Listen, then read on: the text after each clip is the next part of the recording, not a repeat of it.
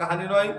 মিরাজ সম্পর্কে, মিরাজ মানলে কি হবে, না মানলে কি হবে, মিরাজ কতটুকু মানতে হবে, কতটুকু মানলে আপনি মুসলমান থাকবেন, কতটুকু না মানলে আপনি মুসলমান থাকবেন না।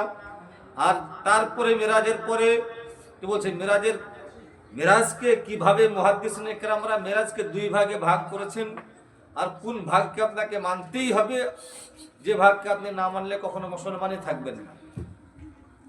তো যাই হোক, আমি আয়াতে কারিমা সূরা কাহফের 1 নম্বর আয়াতে কারিমা তেলাওয়াত করেছি।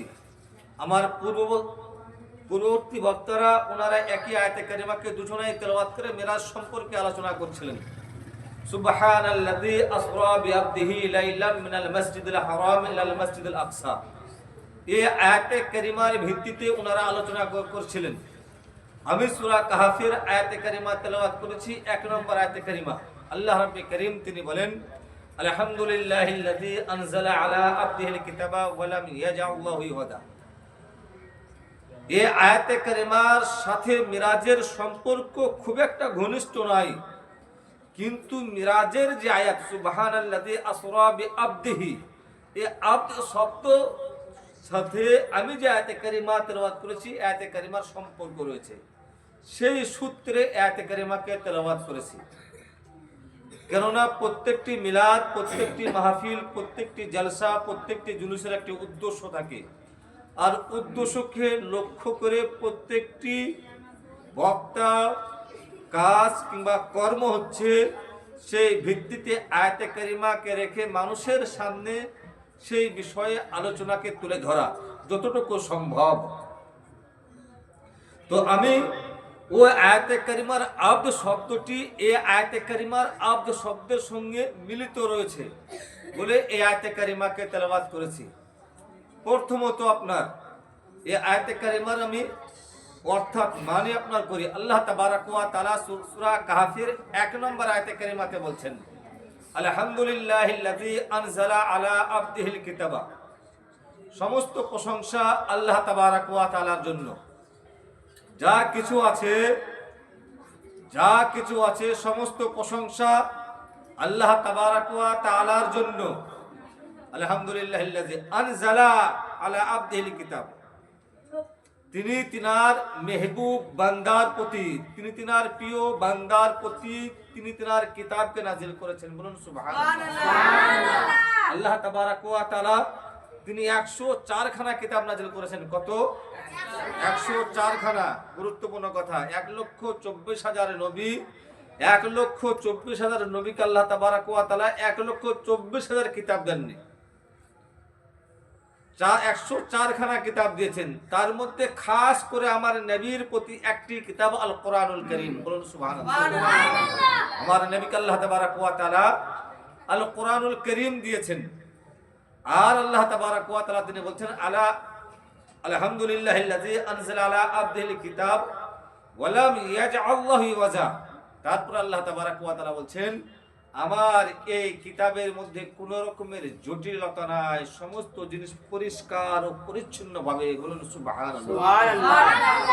তো আল্লাহ তাবারাক ওয়া তাআলা তিনি এই আয়াতে কারিমার মধ্যে কোরআন যে অটুট সংবিধান, কোরআন যে আল্লাহর মহাগ্রন্থ, মহাবাণী, এ পরিষ্কার পরিচ্ছন্ন, এর মধ্যে কোনো সন্দেহ নাই, এর মধ্যে কোনো ভুল নাই, এর মধ্যে কোনো রকমের ত্রুটি নাই, এর মধ্যে কোনো রকমের কমতি নাই, এর মধ্যে কোনো রকমের ঘাটতি নাই, এর মধ্যে কোনো রকমের কমজোরি নাই, এর মধ্যে কোনো রকমের দুর্বলতা নাই, এর মধ্যে কোনো রকমের গাফিলতা নাই।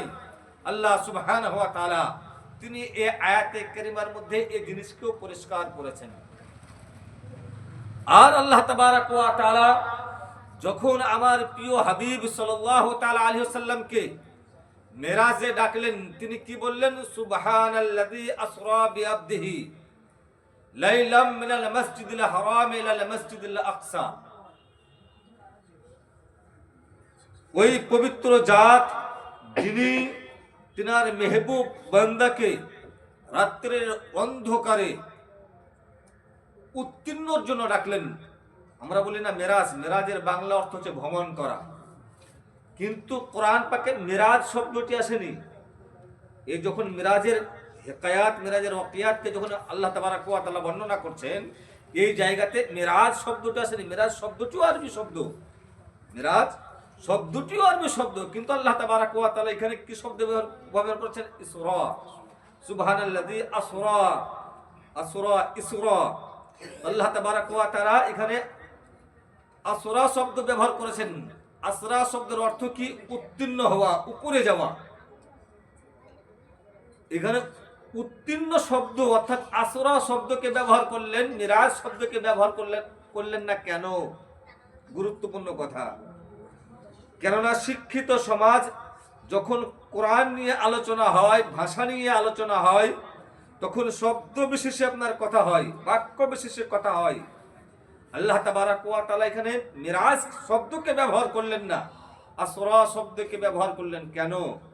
আর যখনই কোনো কি বলছে মাহির অর্থাৎ আরবি কোনো পণ্ডিত, আরবি ভাষার কোনো পণ্ডিত যখন মিরাজের ওয়াকিয়া ও হিকায়াতকে যখন টেনেছেন, মিরাজ সম্পর্কে আলোচনা করেছেন, তিনারা এই আসরা আর ইসরা শব্দকে ব্যবহার করেছেন।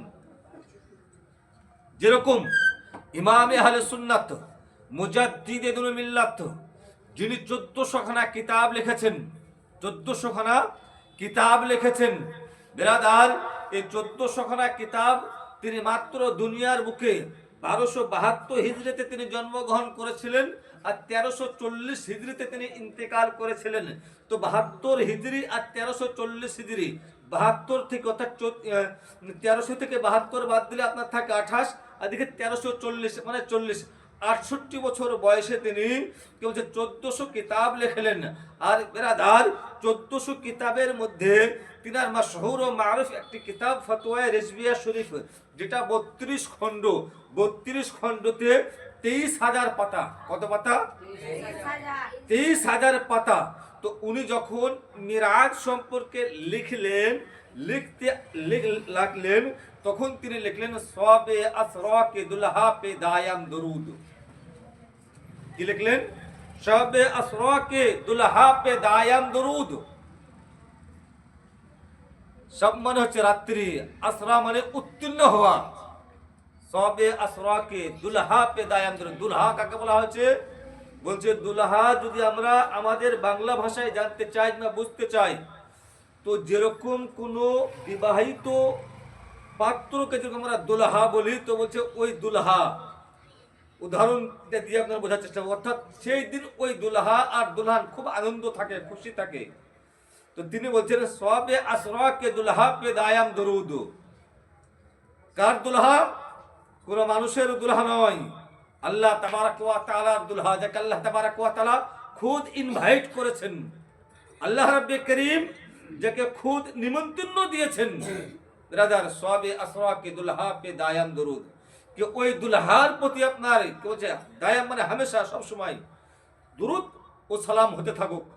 সবে আসরা কে দুলহা পে দায়াম দরুদ, নওসাই বজমে জান্নাত পে লাখো সালাম। সুবহানাল্লাহ বলবেন না? সুবহানাল্লাহ।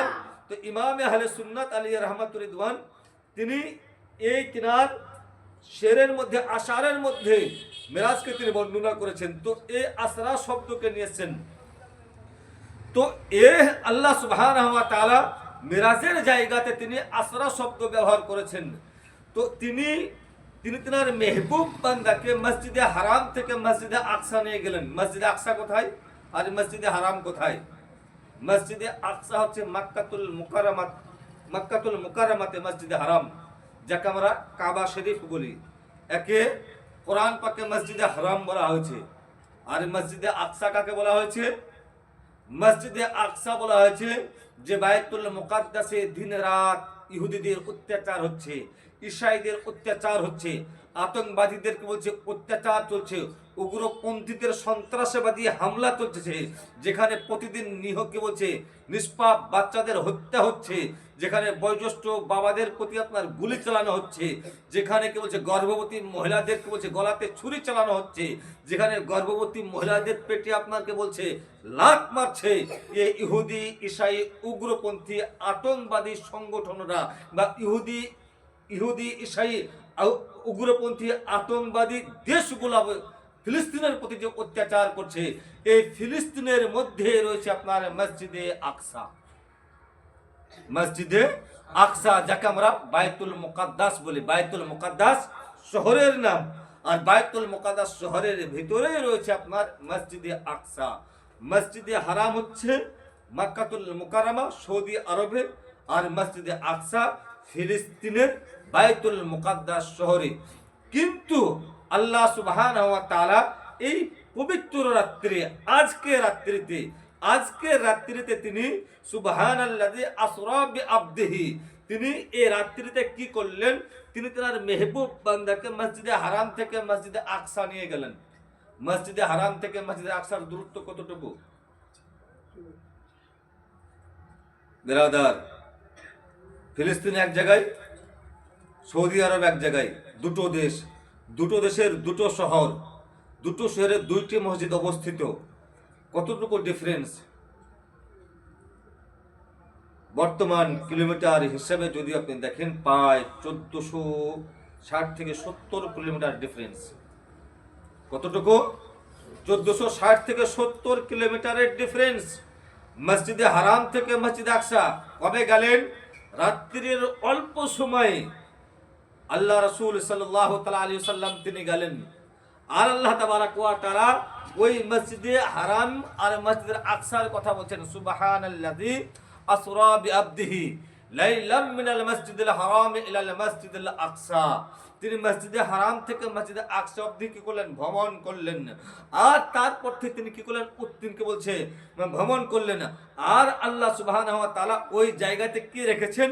আল্লাহ সুবহানাহু ওয়া তাআলা সেই কথাও বলছেন, আল্লাযী বারাকনা হাওলাহু। মসজিদে আকসার আশেপাশে আল্লাহ তাবারক ওয়া তাআলা শুধু বরকত রেখেছেন, রহমত রেখেছেন। মসজিদে আকসার আশেপাশে মুআররিখিনগণ কিতাবের মধ্যে লেখেন 70,000 নবী ও রাসূলের মাজার রয়েছে। কত বললাম? 70,000। যে 1,24,000 আল্লাহ তাবারক ওয়া তাআলা নবী ও রাসূল পাঠিয়েছেন, তার মধ্যে 70,000 নবী ও রাসূলের কবর, মাজার, দাফন মসজিদে আকসার আশেপাশে রয়েছে। আজকে মসজিদে আকসা নিয়ে এত লড়াই কেন? কারণ এইখানেই আল্লাহ বলছেন, আল্লাযী বারাকনা হাওলাহু, আমি তার আশেপাশে শুধু বরকত রেখেছি, লিনুরিয়াহু মিন আয়াতিনা ইন্নাহু সামিউল বাসীর। আর তার আশপাশে আমি নূরের কি বলছে? প্রদীপ রেখেছি, নূরের প্রদীপ রেখেছি, আলো রেখেছি। এক একজন নবী, এক একজন নূর, আল্লাহর প্রদীপ। ইন্নাহু সামিউল বাসীর, নিশ্চয় আল্লাহ তাবারক ওয়া তাআলা সমস্ত জিনিস শুনেন এবং দেখেন। বিরাদার, এই আয়াতে কারিমার মধ্যে আল্লাহ তাবারক ওয়া তাআলা তিনি কি বললেন? আসরা বিআবদিহি, সুবহানাল্লাযী আসরা বিআবদিহি। আর আমি আয়াতে কারিমা তেলাওয়াত করেছি, আলহামদুলিল্লাহিল্লাযী আনজালা আলা আবদিহি। এই আবদিহি শব্দ আল্লাহ তাবারক ওয়া তাআলা আব্দ বলেন, তিনি তার নবীকে কেন ডাকলেন? আল্লাহ কোরআন পাকে যখন নবীকে ডাকলেন মুহাম্মাদুর রাসূলুল্লাহ বলে ডাকলেন, কোন জায়গায় ইয়াসিন বলে ডাকলেন, কোন জায়গায় তাহা বলে ডাকলেন, কোন জায়গায় মুদাসসির বলে ডাকলেন, কোন জায়গায় মুজাম্মিল বলে ডাকলেন, কোন জায়গায় কে বলছে ইয়া আইয়ুহাল মুজাম্মিল বলে ডাকলেন, কোন জায়গায় নবীকে আপনার আইয়ুহান নবী বলে ডাকলেন। কিন্তু আব্দ বলে এই জায়গাতে কেন ডাকলেন? আব্দ মানে হচ্ছে বান্দা, আব্দ মানে হচ্ছে তো বান্দা। এর খুশুসিয়ত কি, এর গুরুত্ব কি? কেননা মুহাম্মদ শব্দের অর্থ হচ্ছে চরম প্রশংসিত। এর অর্থের দিক থেকে যখন আপনি যাবেন, তখন কে বলছে কত সুন্দর না মুহাম্মদ। ইয়াসিন এর অর্থ একমাত্র আল্লাহ আল্লাহ রাসূল জানেন। কিন্তু মুজাম্মিল এর অর্থের দিকে যাবেন, কত সুন্দর অর্থ। মুদাসসির এর অর্থের দিকে যাবেন, কত সুন্দর অর্থ। দোহা বলে ডেকেছেন, এর অর্থের দিকে যাবেন, কত সুন্দর অর্থ। তো আব্দ মানে হচ্ছে বান্দা। আর বান্দা তো আল্লাহ তাবারক ওয়া তাআলা বান্দা বলে কেন ডাকলেন? বান্দা বলেই কেন ডাকলেন? এই এত সুন্দর পবিত্র রাত্রিতে, যে রাত্রির ফজিলত আল্লাহ তাবারক ওয়া তাআলা বিশেষ ভাবে দিয়েছেন, যে রাত্রিতে কে বলছে যে এই শবে মেরাজ উপলক্ষে অর্থাৎ 27শে রজবকে যদি একটি রোজা রাখে, তাকে বলেছে 60 মাসের রোজা সব দেওয়া হবে। 60 মাস, 60 মাস মানে কত? 5 বছর। শুবুল ঈমান এই হাদিস গ্রন্থের মধ্যে 60 মাস রোজা সব দেওয়া হবে তাকে। তো এই তারিখের এই রাত্রের এই দিনের বিশেষ ফজিলত আল্লাহ রাসূল দিয়েছেন। আর আল্লাহ রাসূল সাল্লাল্লাহু তাআলা সাল্লাম তিনি তো পরিষ্কার হাদিস পাকের মধ্যে শিখিয়েছেন যে যখনই এই রজবের চন্দ্র তোমরা দেখবে, আজকে তো চন্দ্র 27 তারিখ, যখন তোমরা চন্দ্র 1 তারিখে দেখবে, সেই 1 তারিখ থেকে তোমরা একটি দোয়া পড়বে, আল্লাহুম্মা বারিক লানা ফি রাদাবি ওয়া শাবান ওয়া বাল্লিগনা ফি রমজান। কি তোমরা এই দোয়া তোমরা পড়তে থাকবে, রজব মাসের 1 তারিখ থেকে রমজান মাস পর্যন্ত তোমরা এই দোয়া পড়তে থাকবে। আল্লাহ রাসূল বলেছেন যে রজব মাসে যখন চন্দ্র দেখলো, সে তার কি বলছে ঈমান ইবাদতের মধ্যে, আমলের মধ্যে সে আবাদ শুরু করলো, চাষ দিতে শুরু করলো। আর এই চাষকে বলছে শাবান মাসে কে বলছে ফসল ফেলবে, আর রমজান মাসে তার ফসল খাবে। এই হাদিস পাকের মধ্যে এসছে। তো আল্লাহ তাবারাক ওয়া তাআলা যখন এই রজব মাসে নবীকে আমার ডাকলেন, তো আব্দ বলে কেন ডাকলেন? এই সম্পর্কে, এই আব্দ সম্পর্কে সৈয়দ আলবী আল মালিকি মক্কি রাহিমাহুল্লাহ, সৈয়দ আলবী আল মালিকি মক্কি রাহিমাহুল্লাহ একটি কিতাব লিখেছেন, ওয়া হুয়া বিল উফুকিল আলা, ওয়া হুয়া বিল উফুকিল আলা। এই কিতাবের মধ্যে শুধু এই একটি শব্দেরই ব্যাখ্যা করেছেন। আল্লাহ তাবারাক ওয়া তাআলা নবীকে আব্দ বলে কেন ডাকলেন, বান্দা বলে কেন ডাকলেন? আলহামদুলিল্লাহিল্লাযী আনজালা আলা আবদিহিল কিতাবা ওয়া লাম ইয়াজআল লাহু ওয়াজা, সুবহানাল্লাযী আসরা বিআবদিহি লাইলাম মিনাল মাসজিদিল হারাম ইলাল মাসজিদিল আকসা।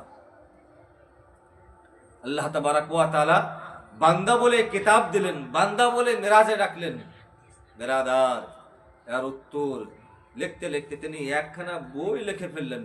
আমি সংক্ষিপ্ত আপনার 2 থেকে 3টা শব্দ উত্তর দেব, লম্বা চড়া যেমন আগেই বলেছি।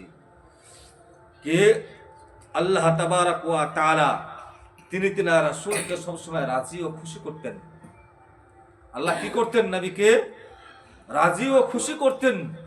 তো বেরাদার, আল্লাহ রাব্বে কারীম যখন কোরআন পাকের মধ্যে তোহা বলে ডেকেছেন, নবী খুশি হয়েছেন। যখন আল্লাহ তাবারাক ওয়া তাআলা নবীকে কোরআন পাকের মধ্যে ইয়াসিন বলে ডেকেছেন, নবী আমার খুশি হয়েছেন। যখন আল্লাহ তাবারাক ওয়া তাআলা কোরআন পাকের মধ্যে নবীকে মুদাসসির বলে ডেকেছেন, নবী আমার খুশি হয়েছেন। যখন আল্লাহ তাবারাক ওয়া তাআলা এই কোরআন পাকের মধ্যে নবীকে ইয়া আইয়ুহাল মুজাম্মিল বলে ডেকেছেন, নবী আমার খুশি হয়েছেন। নবীকে যখন আল্লাহ তাবারাক ওয়া তাআলা ওয়াদ দুহা বলে ডেকেছেন, নবী আমার খুশি হয়েছেন। কিন্তু নবী আমার খুশি হয়েছেন, নবী আমার খুশি হয়েছেন, নবী আমার খুশি হয়েছেন। নবী তখন সব থেকে বেশি খুশি হতেন যখন আল্লাহ রাব্বে কারীম আমার নবীকে আব্দ বলে ডাকতেন, বান্দা বলে ডাকতেন।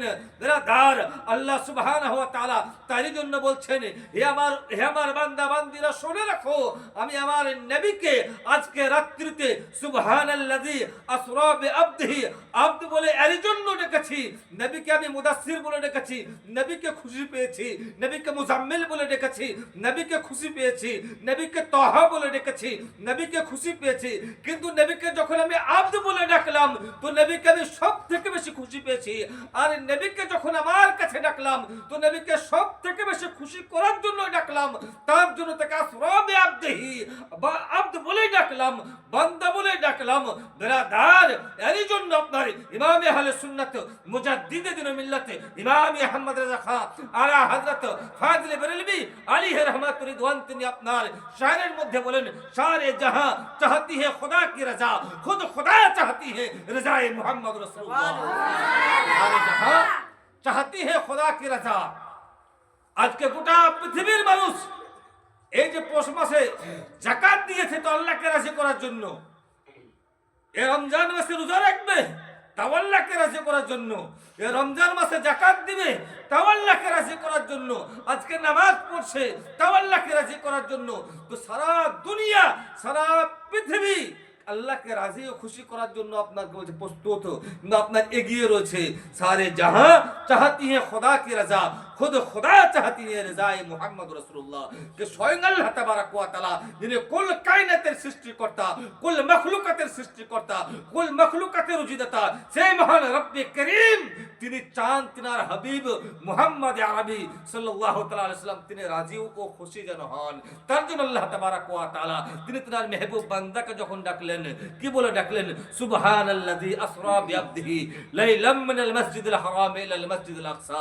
তিনি রাত্রির অন্ধকারে ডাকলেন, হে আমার মেহবুব বান্দা, তুমি এসো আমার দরবারে, দরবারে ইলাহিতে এসো।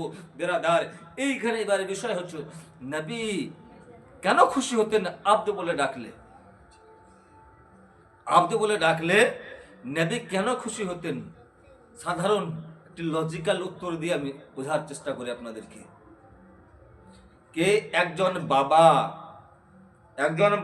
একজন পিতা তার ছেলেকে যদি বলে, উদাহরণস্বরূপ এই ছেলেটার নাম আমিন, তো এই আমিন ছেলেটাকে তার বাবা যদি বলে আমিন শোন, তো এই ছেলেটা বেশি খুশি হবে না যদি বলে বেটা তুমি শোনো, তাহলে ছেলেটা বেশি খুশি হবে? হ্যাঁ, বেটা বললে বেশি খুশি হবে। কেন? ও বেটা বলে তাকে মেনে নিয়েছে। আমিন তো হাজারো মানুষের নাম হতে পারে। তো বেরাদার, আল্লাহ রাসূল সাল্লাল্লাহু তাআলা আলাইহি সাল্লাম এর জন্য আব্দ বললে খুশি হতেন যে আমার সৃষ্টিকর্তা, আমাকে বলছে আমার সৃষ্টিকর্তা, আমার রব্বুল আলামিন আমাকে আজকে বান্দা বলে ডেকেছে, আজকে আমার আব্দ বলে ডেকেছে, তিনার মেহবুব বান্দা বলে ডেকেছে। আর এর জন্য আল্লাহ রাসূল মুহাম্মদ আরবি সাল্লাল্লাহু তাআলা আলাইহি সাল্লাম তিনি সবথেকে বেশি খুশি হতেন, সবথেকে বেশি খুশি হতেন। বেরাদার, রাসূল পাক সাল্লাল্লাহু তাআলা আলাইহি সাল্লাম তিনি যে এই মিরাজে গেলেন, আর এই মিরাজে যাওয়ার কথা আল্লাহ তাবারাক ওয়া তাআলা তিনি কোরআন পাকে কি বলেন? লাইলাম, সুবহানাল্লাযী আসরা বিআবদিহি লাইলাম, রাত্রির কিছু অংশতে সামান্য পরিমাণ টাইমের মধ্যে তিনি কে বলছে মসজিদে হারাম থেকে মসজিদে আকসা আসলেন, মসজিদে আকসা থেকে সিদরাতুল মুনতাহা গেলেন। তো এই বর্তমান যুগে হেলিকপ্টার আছে, জাহাজ আছে, পানি জাহাজ আছে, এরোপ্লেন আছে, রকেট আছে। আজ থেকে 1450-1500 বছর আগে কি ছিল? কিছু ছিল? আমার কিছুই ছিল না। কাউকে যদি বলা হয় মানবে? কাউকে যদি বলা হয় মানবে? আজ থেকে যদি 30 বছর আগেকার কথাই যদি বলা হয়, 100 বছর আগেকার কথাই যদি বলা হয়, বলো 100 বছর আগে আমি একদিনে আমেরিকা থেকে ঘুরে এসেছি, কেউ মানবে? দিল্লির কথা বললেই মানবে না। তোমার আধার কিন্তু নবী আমার কেউ বলছে রাত্রের কিছু অংশতে, কেউ বলছে মসজিদে হারাম থেকে মসজিদে আকসা, ভাই 1460 থেকে 70 কিলোমিটার রাস্তা, তিনি মসজিদে হারাম থেকে মসজিদে আকসা কিভাবে রাত্রের অল্প সময়ের মধ্যে আসলেন আর গেলেন। আর এই জিনিসকে কেউ যদি অস্বীকার করে, ইনকার করে, সেই ব্যক্তি কি হবে? এ প্রথম পাঠ মেরাজের প্রথম পাঠ, এ রাত্রের মেরাজের প্রথম পাঠ। এই জিনিসকে আল্লাহর নবী সাল্লাল্লাহু তাআলা আলাইহি ওয়াসাল্লাম যখন সাহাবায়ে কেরামদের সামনে বয়ান ও বর্ণনা করলেন, আলোচনা করলেন, ও আরবের কাফের আবু জেহেল যখন উকি মেরে শুনলো, উকি মেরে, আমাদের মধ্যে উকি মারা মুসলমান অনেক আছে, কিন্তু পেছন থেকে কথা শোনার মুসলমান অনেক আছে। তো আবু জেহেল তো কাফের ছিল, ও কাফেরের কাজ এটুকুই ছিল যে আমি উকি মেরে কথা শুনে সমাজের মধ্যে ফিতনা তৈরি করব, ফাসাদ তৈরি করব, ঝগড়া তৈরি করব, এবং এক অপরের মধ্যে ক্যাচাল লাগিয়ে দিয়ে মুহাম্মদ ইবনে আব্দুল্লাহকে ছোট করাবো। বেরাদার, যখন এ আবু জেহেল শুনলো, শোনার পরে ও বলে বেড়াতে শুরু করলো এটা সম্ভব নয়। আর মানুষকে বলতে শুরু করলো, কাদেরকে? মুসলমানদেরকে। বলো এটা তুমি মানবে? যার ঈমান দুর্বল ছিল সে গেল, সে গেছে। যার ঈমান দুর্বল ছিল না, যার ঈমান দুর্বল ছিল না, সে বেঁচে গেল। বেরাদার, কিন্তু এই মেরাজকে সর্বপ্রথম যিনি তাসদীক করেছিলেন, যিনি বিশ্বাস করেছিলেন, যিনি সর্বপ্রথম মেনে নিয়েছিলেন, আবু জেহেল বলতে বলতে পৌঁছালো সেই ব্যক্তির কাছে। কোন ব্যক্তি? সাইয়েদনা সিদ্দিক আবু বকর রাদিয়াল্লাহু তাআলা আনহুর কাছে পৌঁছালো। পৌঁছার পরে আবু বকরকে বলে, ইয়া আবু বকর, তুমি বলো কোনো ব্যক্তি যদি বলে মসজিদে হারাম থেকে মসজিদে আকসা, অর্থাৎ মক্কাতুল মুকাররমা থেকে ফিলিস্তিন বাইতুল মুকাদ্দাসে আজকে রাত্রে গেছে ঘুরে এসে, তুমি কি মানবে? হযরত আবু বকর সিদ্দিক রাদিয়াল্লাহু তাআলা আনহু আমাদের মতো জাহেল আনপড় ছিল না, যাকে আল্লাহ রাসূল সাল্লাল্লাহু তাআলা আলাইহি সাল্লাম ইমামতের কি বলছে তিনার জীবদ্দশায় এই দুনিয়ার মধ্যে যখন বা হায়াত ছিলেন, তখন যাকে ইমামতের দায়িত্ব দিয়েছিলেন সে আবু বকর সিদ্দিক রাদিয়াল্লাহু তাআলা। জিজ্ঞাসা করেন, বলো কার কথা বলছো তুমি? বলছে তোমাদের নবী মুহাম্মদ ইবনে আব্দুল্লাহর কথা বলছি। বলছে উনি যদি বলেছেন তো সাদ্দাকতাহু ওয়া বাররাতাহু, উনি যা বলেছেন সত্য বলেছেন, আর ওনার সততার মধ্যে কোনো রকমের কি বলছে সন্দেহ নাই, ওনার সততার মধ্যে কোন রকমের সন্দেহ নাই। হযরত আবু বকর সিদ্দিক রাদিয়াল্লাহু তাআলা যখন এই এলান করে দিলেন, তখন মুসলমান আবু বকর সিদ্দিকের এলানের সাথে সাথে মুসলমানে বলতে শুরু করলো, হ্যাঁ নবী যা বলেছেন সত্য বলেছেন। আরে এর জন্য নবী আমার আবু বকরকে সিদ্দিক লাকাব দিয়েছিলেন। সুবহানাল্লাহ। কি লাকাব দিয়েছিলেন? সিদ্দিক, সত্যবাদী।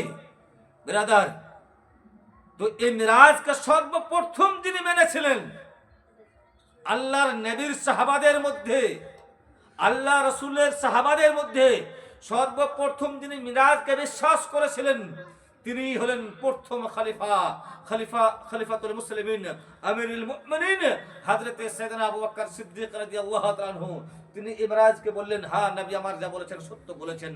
কে বলছে শুধু মিরাজকে বলছে মসজিদে হারাম থেকে মসজিদে আকসা কেন? নবীজি আমার বলেন যদি গোটা পৃথিবী ভ্রমণ করে এসেছি, তো আমি আবু বকর সাক্ষী দিচ্ছি নবী যা বলেছেন সত্য বলেছেন।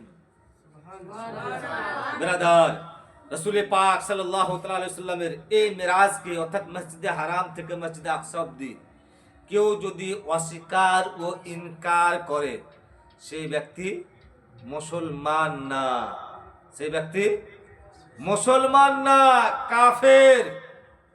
সেই ব্যক্তি মুসলমান না, কাফের। কেন? আল্লাহর কোরআনকে সে ইনকার করছে। আল্লাহর কোরআনকে যে ইনকার করবে সে আল্লাহর কালামকে ইনকার করবে, আর আল্লাহর কালামকে যে ইনকার করবে সে আল্লাহর খোদা আল্লাহ সুবহানাহু ওয়া তাআলার কে ইনকার করতে পারে। আল্লাহর কোরআন আগেই বলেছে আমার মধ্যে কোন রকমের সন্দেহ নাই, আমি আল্লাহর বাণী, আমি আল্লাহর বাণী। তো ব্রাদার, এই মিরাজের প্রথম পাঠ মসজিদে হারাম থেকে মসজিদে আকসা অবধি যে ইনকার অস্বীকার করবে সে আর কখনো মুসলমান থাকবে না। এবার মসজিদে আকসা থেকে কি বলছে সিদরাতুল মুনতাহা, সিদরাতুল মুনতাহা থেকে বাইতুল মামুর, বাইতুল মামুর থেকে আর সিলাহি, এই হাদিসে মুতাওয়াতির থেকে প্রমাণিত। একে যে ইনকার ও অস্বীকার করবে সে গুমরাহ, পথভ্রষ্ট, সে গুমরাহ পথভ্রষ্ট। ব্রাদার, তো রাসূল পাক সাল্লাল্লাহু তাআলা আলাইহি সাল্লাম তিনি যখন মিরাজে গেলেন, সিদরাতুল মুনতাহায় পৌঁছালেন, সঙ্গে জিবরিল আমিন। আমি সংক্ষিপ্ত মেন দু চারটা কথা বলবো, আগেই বলেছি। যখন সিদরাতুল মুনতাহায় পৌঁছালেন, জিবরিল আমিন তিনি বলেন, আমার আর যাবার ক্ষমতা নাই, আমার যাবার আর পৌঁছাবার আর ওই জায়গাতে ক্ষমতা নাই, আপনি এইখান থেকে এবার আগে যান, একাই যান, এগিয়ে যান, একাই এগিয়ে যান। জিবরিল আমিন এ কথা বলার সাথে তিনি আরেকটি কথা বলেন, কে এ মুহাম্মদুর রাসূলুল্লাহ সাল্লাল্লাহু তাআলা আলাইহি সাল্লাম, আপনি যে যাবেন সাবধানতার সহিত যেন, আপনি যাচ্ছেন আপনি আপনার সৃষ্টিকর্তার সঙ্গে সাক্ষাতের জন্য। কার সাথে? আল্লাহ রাব্বে করিম, যিনি কুল কায়নাতের কে বলছে সৃষ্টিকর্তা, তার সঙ্গে মিরাজে যাচ্ছেন, তার সঙ্গে মোলাকাত করার জন্য যাচ্ছেন। এবার এই রাস্তা থেকে রাস্তা একটু সাবধানে যেন, আমি আর আপনার সঙ্গের সাথী না। আর এই সিদরাতুল মুনতাহাতে যখন আপনার জিবরিল আমিন থমকে গেলেন, দাঁড়িয়ে গেলেন, এই জিনিসকে আপনার ইমামে আহলে সুন্নাত আলিয়া রাহমাতুর রিদওয়ান তিনি তিনারকে বলছে কাসিদার মধ্যে কত সুন্দর ভাবে বলছেন, সিদরা से भी आगे कौन गया जिब्रिल आमीन से पूछो, मेराज का दुल्हा कौन बना जिब्रिल आमीन से पूछो। बोलन सुभान अल्लाह। सिदरा से भी आगे कौन गया जिब्रिल आमीन से पूछो, मेराज का दुल्हा कौन बना जिब्रिल आमीन से पूछो। কে সিদরা থেকে যেখানে জিবরিল আমিন এ বলছে দাঁড়িয়ে যায়, থমকে যায়, এগোতে পারে না, সে সিদরা সে ভি আগে কোন গয়া, তার থেকেও আগে কে গেছে? जिब्रील अमीन के जिज्ञासा करो मेराज का दुल्हा कौन बना। जिब्रील अमीन से पूछो এই পবিত্র মেরাজের রাত্রিতে দুলহা কি হয়েছিলেন, এই জিবরিল আমিন কে জিজ্ঞাসা করো, উনিই বলতে পারবেন। মাসাস তো নবী আকরাম সাল্লাল্লাহু তাআলা আলাইহি ওয়াসাল্লাম তিনি এই সিদরাতুল মুনতাহা থেকে যখন কে বলছে যাচ্ছেন আর সে লাহিদ দিকে রওনা হচ্ছেন, জিবরিল আমিন বলছেন কে এ ইয়া রাসূলুল্লাহ একটু সাবধানতার সহিত যাবেন, আপনার সঙ্গে আমি আর নাই। আমার নবীর উত্তর শুনুন, এ জিবরিল আমিন এই রাস্তাতে আমি কয়েকবার আগে গেছি, বলুন সুবহানাল্লাহ। এই রাস্তাতে আমি কয়েকবার এর আগেও গেছি। ব্রাদার, তাহলে নবী আমার মিরাজ কতবার করেছেন? নবী আমার বলছেন এর আগে আমি কতবার গেছি। নবী আমার মিরাজ কতবার করেছেন, রুহানি মিরাজ কতবার করেছেন, একমাত্র আল্লাহ আল্লাহ রাসূল জানেন। কিন্তু জিসমানি মিরাজ নবী আমার একবারই করেছেন। আর রুহানি মিরাজ কতবার করেছেন আল্লাহ আল্লাহ রাসূল জানেন। এর সংখ্যা কোন মুহাদ্দিস কেরাম কে মুফাসসির কেরাম তিনার কিতাবের মধ্যে স্পষ্ট ভাবে তিনারা লিপিবদ্ধ করেননি। কতবার করেছেন আল্লাহ বেহতারে জানেন। নবী আমার মিরাজে গেলেন, মিরাজে যাওয়ার পরে বেরাদার নবী আমার আল্লাহর সঙ্গে কথা বলার জন্য যখন আরশে ইলাহিতে বসেন, তফাত কতটুকু ছিল? তফাত কতটুকু ছিল? বলছে পেঁয়াজের যে সাদা পর্দা, পেঁয়াজের পর্দা আমরা জানি তো উপরকার চুকানা, কিন্তু পেঁয়াজের ভিতরে যে সাদা পর্দা থাকে ওইরকম আল্লাহ ও আল্লাহর নবীর মধ্যে তফাৎ ছিল, একটা ওইরকম পর্দা ছিল। তো পেঁয়াজের যদি ওই পর্দাকে সামনে রাখা হয়, এই মাথা থেকে ও মাথা সব দেখা যাবে, যাবে না? বলছে ওইরকম একটা পর্দা ছিল, ওইরকম একটা পর্দা ছিল। তো নবী আমার আল্লাহর সঙ্গে আরশে ইলাহিতে বসে ওই জায়গাতে বসে আপনার কথাবার্তা শুরু করেন। নবী আমার ওই জায়গাতে বসে আল্লাহর সঙ্গে 90,000 কালমাত ব্যবহার করেছিলেন। কত? 90,000 কালমাত। এই কথাটা লিখছেন আপনার সৈয়দ আলে রাসূল আহমদ নুরি মারহাবি রহমাতুল্লাহ আলাইহি। তিনি তার কিতাবের মধ্যে লিখেছেন পরিষ্কার 90,000 কথা তিনি আল্লাহর সঙ্গে তিনি কালমাত ব্যবহার করেছিলেন। এই 90,000 কলমাকে নিয়ে কোনো জাহেল পীর বলে 90 পারা কোরআন, কেউ বলে 40 পারা কোরআন, কিন্তু জাহেল বুঝে না কোরআন কাকে বলে আর কালমাত কাকে বলে। কালমাত মানে শব্দ, বাক্য না। বাক্যকে বলা হয় জুমলা, বাক্যকে বলা হয় জুমলা, আর কালমা বলা হয় শব্দকে। আর কালমার বহুবচন হচ্ছে কালমাত। যদি একটি শব্দ হয় তো আমরা কি বলবো? একটি শব্দ বলেছেন। যদি কোনো ব্যক্তি 10টা কথা বলে তখন আমরা 10টা শব্দ বলি না, উনি অনেকগুলো শব্দ ব্যবহার করেছেন বা 10টি শব্দ ব্যবহার করেছেন, কিংবা 10টার বেশি 1 লক্ষ 10 লক্ষ 1000 2000 হয়তো বলি, কেউ বলছে অনেকগুলো শব্দ ব্যবহার করেছেন, অর্থাৎ আনলিমিটেড শব্দ ব্যবহার করেছেন, অগুন্তি শব্দ ব্যবহার করেছেন। তবে রাদার নবী আমার আল্লাহর সঙ্গে যে শব্দ ব্যবহার করলেন 90,000 শব্দ ব্যবহার করলেন। বেরাদার ওর মধ্যে 90,000 শব্দের মধ্যে আল্লাহর সঙ্গে নবীর কি কথাবার্তা হয়েছিল একমাত্র আল্লাহ জানেন, আর তিনার প্রিয় হাবিব সাল্লাল্লাহু তাআলা আলাইহি ওয়াসাল্লাম জানেন। বেরাদার উম্মতের মধ্যে যাদেরকে নবী আমার জানিয়েছেন তিনারাই জানেন। কিন্তু পরিষ্কারভাবে ওই 90,000 কালেমাত কি ছিল, 90,000 যে শব্দ কি ছিল, বাক্য কি ছিল, বেরাদার পরিষ্কারভাবে কিছুই আপনার জাহির আপনার হয়নি।